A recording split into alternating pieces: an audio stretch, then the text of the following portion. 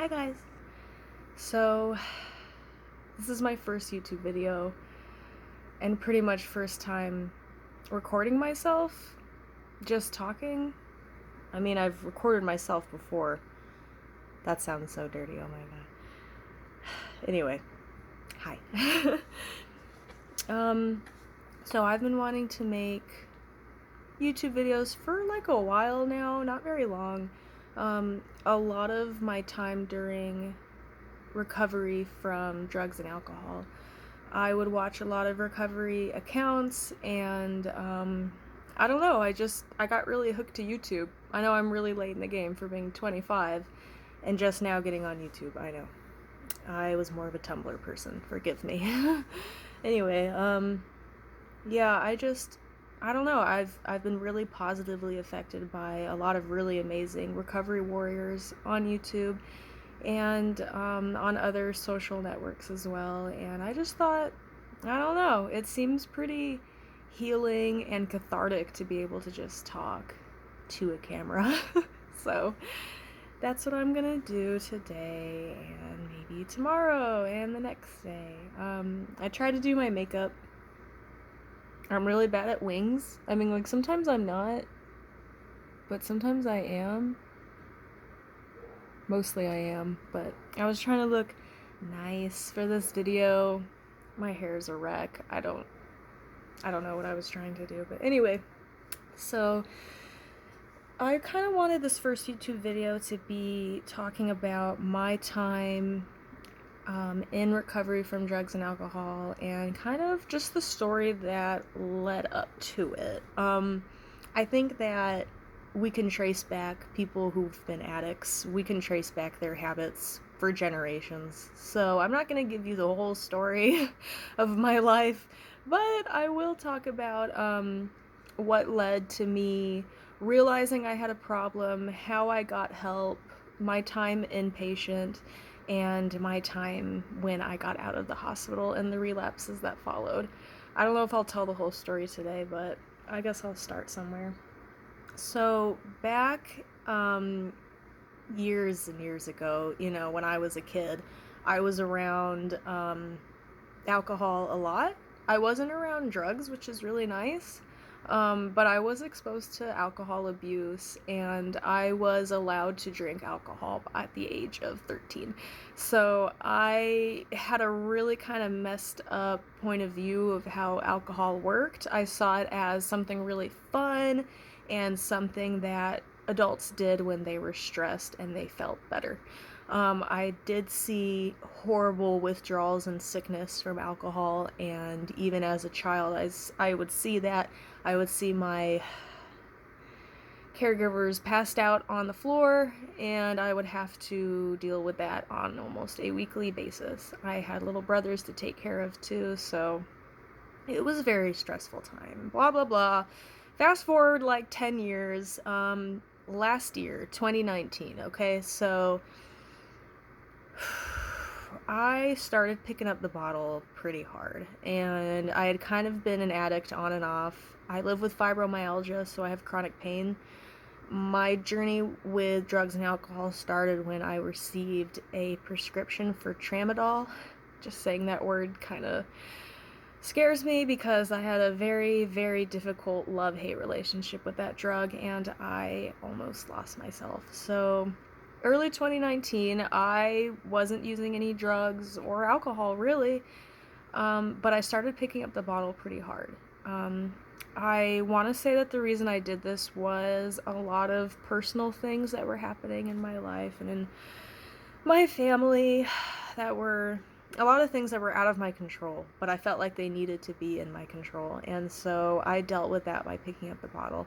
I have a really supportive home life. I have a really supportive husband, and me and him live together. We've been living together, been married for like 5 years now. We have like 3 cats. It's a great place to be, but I was really trying to cope still with a lot of the trauma that had happened to me, a lot of the things I had been through, and the things that I was going through currently. So I started picking up the bottle, didn't start out really hard, but it got worse.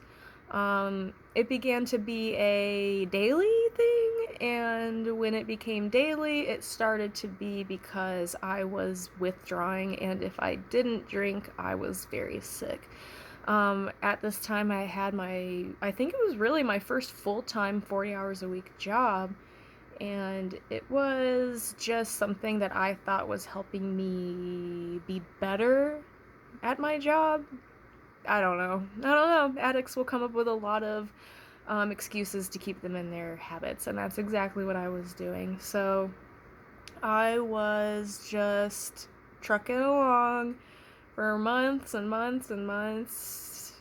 It wasn't good. It was getting worse every week. It was getting worse. My self-harm at this time started becoming a real big problem. I've been a self-harmer since like 13.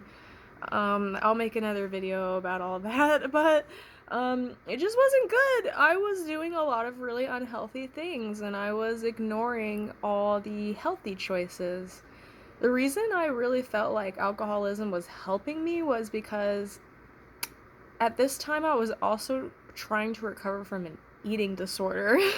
So much stuff happening at once. It was horrible, but I was trying to recover from an eating disorder, and alcoholism made it so that I could eat and drink and I didn't care. And so I feel like that's kind of where it got out of hand, is I was like, well, I'm not restricting.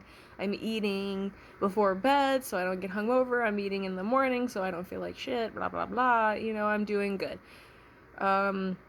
So I gained weight. I gained weight from eating more often, and I wasn't exactly eating healthy things. I wasn't cooking for myself like I like to. I would love to cook. I'm very, I think that learning to cook helps you recover, and so I love cooking, but I wasn't cooking at this time because I was trashed and loaded 24/7. So, I gained weight off of a lot of unhealthy eating. And I was drinking and driving, going to fucking fast food restaurants at like 2 in the morning. It was getting more fucking beer.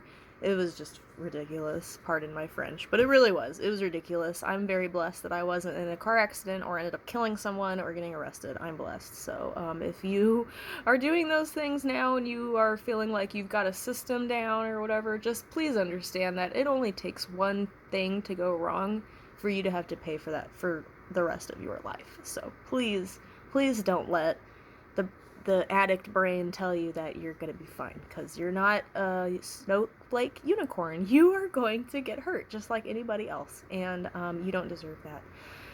I really hope you guys can hear me. I hope the speaker on this thing is okay. That'd be really awful if this whole video was unusable. Yeah, I'm sitting on the ground. Anyway, so fast forward to about mid-August of 2019. So last year in August, I was really at the point where I was like, I don't think I've got my shit together as much as I think I do. So I work in behavioral health, but I still didn't really know how to help myself because I work with children who have been in trauma and not really addicts. So I didn't really know what to do, so I got on my phone and I Googled. I don't even remember what I Googled. I think I looked up something like, I can't stop drinking alcohol, or something like that. Like, it wasn't even like help for alcoholism. It wasn't anything like that. It was like, I can't stop killing myself. I can't stop harming myself. I just looked that up. I can't stop hurting myself. I don't know what I thought was going to happen. Like, Google was going to come to life and be like, I'll help you. But, lo and behold, Google showed some really interesting things. And so there was just this website, and it was like, contact us. What's going on? So I don't know why I did it. So I clicked it, and I just wrote down a very simple paragraph. I just said, I can't stop drinking and self-harming. I need help. I need advice. I need resources. I wasn't saying I need a hospital stay, but I was saying I need help. I need some help from a professional who knows about addiction. And so it took about 24 hours for someone to call me back and was like, what's going on? And so her name was Michelle. Michelle, you've never even seen me in person, so you won't know that this is about you, but you saved my life. Michelle ended up getting me to Scottsdale Banner Behavioral Health Hospital. And she was like, girlfriend, you need to go inpatient. Like, you need to stay there in residential for like a month. And I was like, I'm not just some fucking 16-year-old who lives at home and my mom and dad are helping me. No offense to you guys. I'm sorry. I'm a little bit pushy and I'm a little bit much. But I'm not. Like, I'm a fucking grown woman. I have a full-time job. I'm married. I can't just disappear for a month. Like, what the fuck do you think I'm gonna do? And then pay for that? Okay, like, I have a mortgage. That's not gonna happen. So I said, no. That's not for me. I'm not doing that. And she was like, I really think you're gonna have trouble getting clean on your own. And I was like, I can get clean. I've gotten clean off of tramadol. I've been through withdrawals. Like, I've got this. I can handle it. But she kept being really pushy, so I was like, okay, if I can't handle it, then I'll go in at the end of the week, okay? And this was like Monday, and she was just like, please go in sooner if you need to. And I was like, okay, blah, blah, blah, I will. So whatever. So I got her off my back, and I was like, I'll go in Friday. 2 days later, can you stop? My cats like to scratch the chairs. 2 days later, I attempted suicide and I was hospitalized inpatient. So when someone tells you you need the help, you should probably take it. Because even if you don't feel like you deserve it, which I definitely did not feel like I deserved it, I felt like I was digging my own grave. Why do I deserve help? I've put myself in this situation. Like, why is anyone helping me? I was really fucked up over it. So I got fucking trashed. My husband drove me to the hospital. We waited for 6 hours in the fucking waiting room with people withdrawing and losing their shit all around you. So I got trashed thinking withdrawal, like, in facility, in a hospital is gonna be easy. They're gonna give me painkillers and give me IV fluids. I don't give a shit.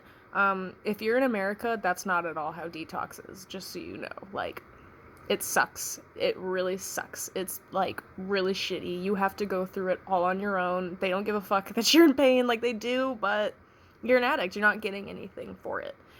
It's really about trying to just deal with the emotions every fucking day of wanting to use, and it was really hard.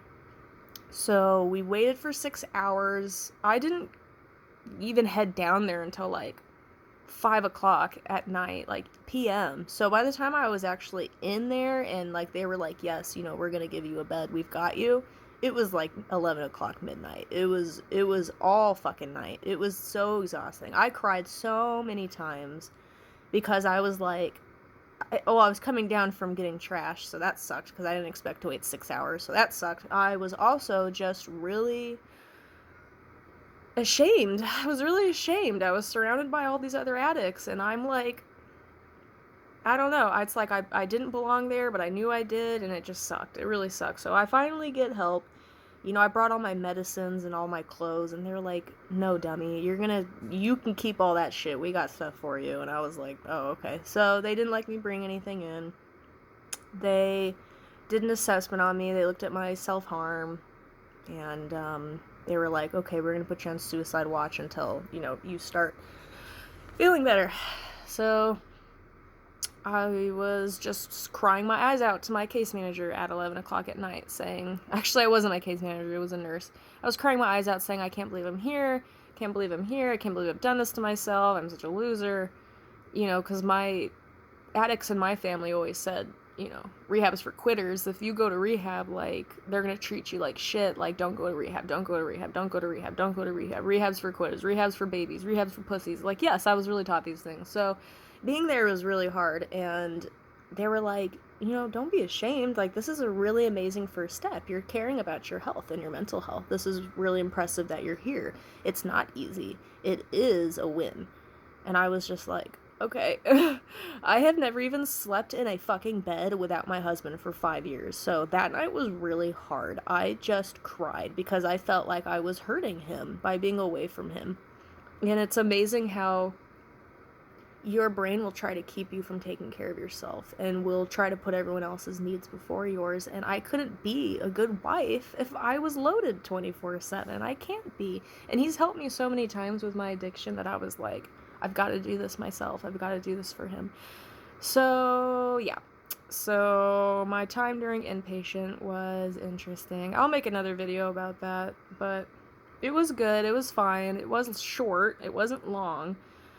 I got out and I started going to NA regularly. I was originally just getting a detox for alcohol, but NA covers alcohol abuse and narcotics abuse. And so NA stands for Narcotics Anonymous, in case you didn't know. It is a 12-step program, and I really enjoyed it. I found a women's group outside my work hours and made a lot of good friends, and honestly, I really wish that I could have done outpatient services after my hospital stay, but I could not afford it. And with the job that I had, I couldn't really make it work, unfortunately. I would like to do outpatient again. I'm thinking about it. I'm thinking about making a way, and I'm educating myself on how to advocate and accommodate for my own needs because I have addiction and because I have, fibromyalgia and other illnesses. I am educating myself on the rights that I have, and I really do hope that you guys try and do the same. And it can be as easy as just asking a supervisor or Googling things like I did. Just looking up what your rights are it's incredibly important so that you're not shoving these things down and possibly developing an addiction to cope with it. But I struggled really intensely with triggers. I was very easily triggered outside the hospital. I felt like the hospital was a safe place. And once I was back in the real world as an adult, it was really scary. So, yeah, it was bad. It was really scary, and that's just how it was. And, so when I got out of the hospital, I really tried to focus on using art as an outlet. I have my cheesy little notebook here. Ideas. I had no ideas. I don't know why it says ideas, but it was very therapeutic to draw out my feelings, and I love to draw, and I'm kind of good at it when I want to be. I'm more of just a doodler when it comes to emotional drawing, though, so I don't know. I thought maybe I could, do a video where I show my transition of getting out of hospital, getting better, getting worse, relapsing, getting worse, and then recovering again. So I know this video was kind of pointless. I don't know what to say. This was just really kind of an opener for me. Most of my channel is most likely going to be about me talking about my experiences, and hopefully in no way triggering anybody, because I think that everyone is capable of recovery from whatever you are addicted to and whatever your vice is. It's something that we all have, especially if we're traumatized or we're trying to cope. There's no shame in it. There's no shame. I feel shame every single day, so I'm a hypocrite, but there is no shame in it. And I don't know, I guess I'll just see where I go from here. I'll probably make another video about all this madness, though. This should be fun.